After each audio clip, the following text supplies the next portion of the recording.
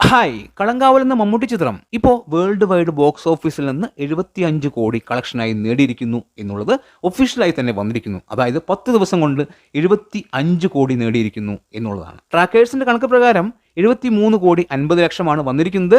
തീർച്ചയായും 75 കോടി നേടിയിട്ടുണ്ടാവും. എന്തായാലും വലിയൊരു കളക്ഷനാണ്. സിനിമ വലിയൊരു വിജയമാണ്. മമ്മൂട്ടിയുടെ സിനിമാ ജീവിതത്തിലെ ഏറ്റവും വലിയ വിജയമായി ഈ സിനിമ മാറും എന്നുള്ളത് തന്നെയാണ്. ഞാൻ ഇന്നലെ ഒരു വീഡിയോ ചെയ്തിരുന്നു. കളങ്കാവൽ എന്ന സിനിമ 100 കോടി നേടാൻ സാധ്യതയില്ല എന്നുള്ള തരത്തിൽ.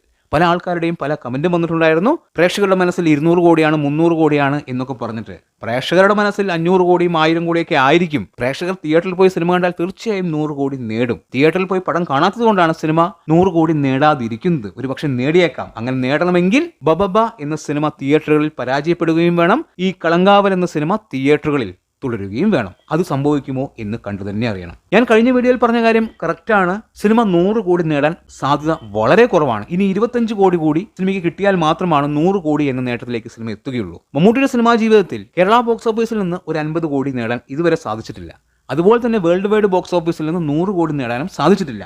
അത് മമ്മൂട്ടിയുടെ സ്റ്റാർഡത്തെ വലിയ രീതിയിൽ ബാധിക്കും. മമ്മൂട്ടിയോടൊപ്പം നമ്മൾ പറയുന്ന ലാലേട്ടൻ കേരള ബോക്സ് ഓഫീസിൽ നിന്ന് 50 കോടിയല്ല 100 കോടിക്ക് മുകളിലുള്ള കളക്ഷൻ നേടിയിട്ടുണ്ട്. വേൾഡ് വൈഡ് ബോക്സ് ഓഫീസിൽ നിന്ന് 250 കോടിക്ക് മുകളിലുള്ള കളക്ഷൻ നേടിയിട്ടുണ്ട്. വിദേശ കളക്ഷൻ മാത്രം 100 കോടിക്ക് മുകളിൽ ലാലേട്ടൻ നേടിയിട്ടുണ്ട്. ഇവിടെ മമ്മൂക്കയ്ക്ക് അതിന്റെ പകുതി പോലും കളക്ഷനായി ഇല്ല എന്ന് പറയുന്നത് വളരെ മോശം തന്നെയാണ്.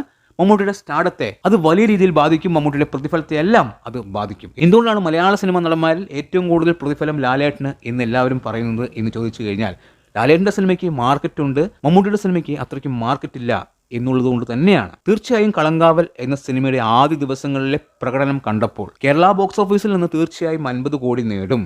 അതുപോലെ തന്നെ വേൾഡ് വൈഡ് ബോക്സ് ഓഫീസിൽ നിന്ന് 100 കോടിയും സിമ്പിളായി നേടും എന്നൊക്കെയാണ് വിചാരിച്ചിരുന്നത്.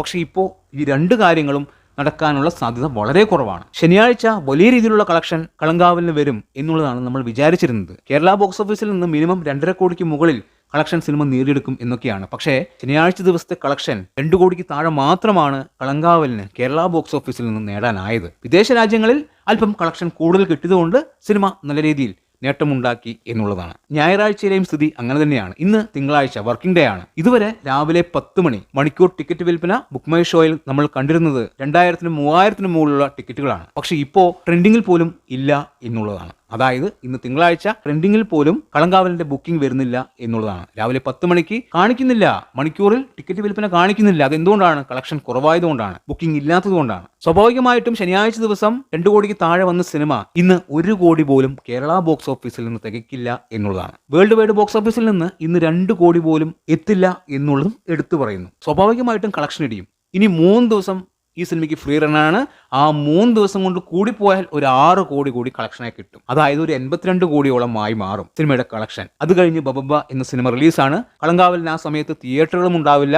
പിന്നെ കളക്ഷൻ താഴേക്ക് പോകും. കൂടിപ്പോയാൽ ഒരു 88 കോടി 90 കോടിക്കടുത്ത് സിനിമ വന്ന് നിൽക്കും. അതിനപ്പുറം സിനിമ പോവില്ല. ഇതാണ് ഇപ്പോൾ സംഭവിക്കുന്നത്. കേരള ബോക്സ് ഓഫീസിൽ നിന്ന് ഈ സിനിമ കൂടിപ്പോയാൽ ഒരു 45 കോടി, അതിനപ്പുറം പോവില്ല. ഇതൊക്കെയാണ് ഇപ്പോൾ സംഭവിക്കുന്നത്.